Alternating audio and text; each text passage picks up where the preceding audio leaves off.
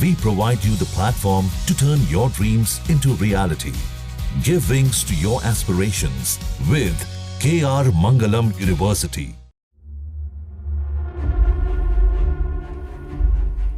पहलगाम में हुए आतंकी हमले के बाद प्रधानमंत्री मोदी की ये पहली तस्वीर सामने आई। तस्वीर में प्रधानमंत्री मोदी के चेहरे पर आक्रोश, दर्द, ये सब कुछ एक साथ देखा जा सकता है। ये तस्वीर उस वक्त की है जब प्रधानमंत्री मोदी ने सऊदी दौरे को बीच में ही छोड़कर भारत की धरती पर कदम रखा और NSA अजीत डोवाल और विदेश मंत्री S जयशंकर के साथ एयरपोर्ट पर ही बैठक की। बैठक में उन्होंने हमले की हर वो जानकारी ली जो उनके लिए जानना इस वक्त बेहद जरूरी है और यही वजह है कि अब प्रधानमंत्री मोदी हमले को लेकर एक्शन मोड में आ चुके हैं। ताबड़तोड़ बैठकों का दौर जारी है, लेकिन बैठकों के दौर के बीच एक वीडियो ने सनसनी फैला दी है।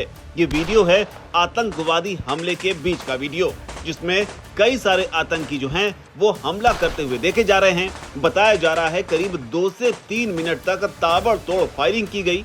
जिस वक्त पहलगाम में कई टूरिस्ट मौसम का मजा ले रहे थे, उसी बीच में मौत का ऐसा तांडव किया गया जिसे जिसने देखा उसकी रूह कांप गई। बताया जाता है कि आतंकवादियों में 4 से 5 लोग शामिल थे जिन्होंने इस कायराना हरकत को अंजाम दिया। इसके अलावा जानकारी ये भी है कि 1 से 7 अप्रैल के बीच इस आतंकी हमले को अंजाम देने के लिए इलाके की रेकी की गई। ये जानने की कोशिश की गई कि आखिर जब हमले को अंजाम दिया जाएगा तब यहाँ पर माहौल क्या हो सकता है।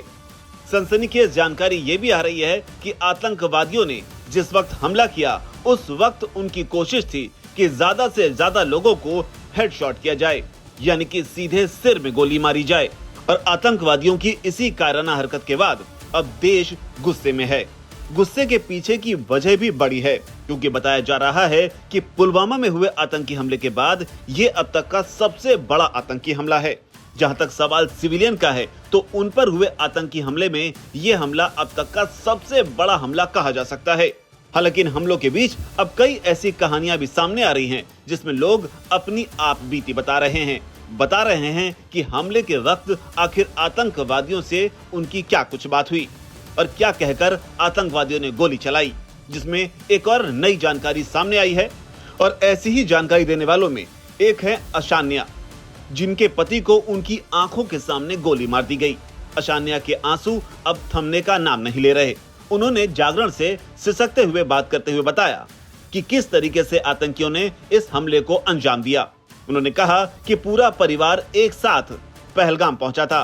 पहलगाम के ऊंचाई वाले मैदान में घुड़सवारी करके गेट तक पहुंचे थे। वहां से करीब 50 मीटर दूरी पर वो, शुभम और बहन संभवी एक साथ बैठे थे। मम्मी पापा गेट के पास थे। उसी दौरान एक आतंकी ने आकर पूछा कि मुसलमान हो या हिंदू। अशान्या बताती हैं कि वो आतंकी की बातों को समझ नहीं पाई। इसके बाद आतंकी ने दोबारा पूछा, मुसलमान हो तो कलमा पढ़ो। अशान्या बताती हैं कि उन्होंने आतंकवादी की बात को मजाक समझा और आतंकी से उन्होंने कहा कि नहीं भैया, हम मुसलमान नहीं हैं। इतना कहते ही उसने पति को गोली मार दी। आंखों के सामने पति की जान चली गई और वो कुछ नहीं कर सकी। अशान्या बताती हैं कि आतंकवादी उसे भी मार देते, लेकिन बहन और मम्मी पापा उन्हें खींचते हुए नीचे ले गए, जिसके बाद अशान्या की जान बच गई। लेकिन ये कहानी बताती है कि आतंकवादी किस हद तक पागल हो चुके हैं। हालांकि जानकारी के लिए आपको बता दें कि जिस जगह पर इस आतंकी घटना को अंजाम दिया गया है वहां पानी के कई झरने हैं, जंगलों की खूबसूरत वादियां हैं, जिसकी वजह से यहाँ पर बड़ी संख्या में सैलानी पहुँचते हैं। लेकिन अब इन्हीं सैलानियों को मौत के घाट उतारने वाले आतंकियों को भारतीय सेना खोज रही है। आर्मी का ऑपरेशन चल रहा है। आसमान से हेलीकॉप्टर तो जमीन पर डॉग स्क्वाड तैनात किए गए हैं।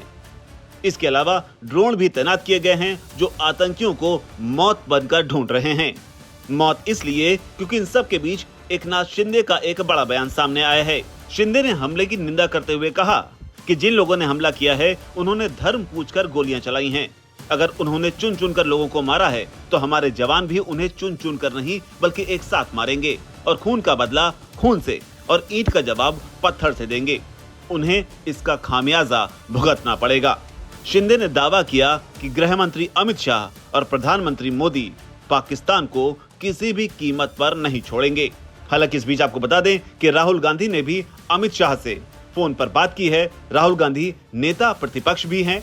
उधर अमेरिकी राष्ट्रपति डोनाल्ड ट्रंप ने भी प्रधानमंत्री मोदी से फोन पर बात कर हमले की निंदा की है और कहा है कि वो आतंकवादियों के खिलाफ इस लड़ाई में भारत के साथ हैं, जबकि मोदी भी कह रहे हैं कि वो आतंकवादियों को बख्शेंगे नहीं। हालांकि इन सब के बीच देश को अभी भी इंतजार है उस एक्शन का जिसमें आतंकवादियों की सांसें कब थमेंगी, कब ये आतंकवादी अपने अंजाम तक पहुंचेंगे। इस पूरी रिपोर्ट पर आपकी क्या राय है, नीचे अगर कमेंट सेक्शन में उसे आप जरूर बताएं। धन्यवाद।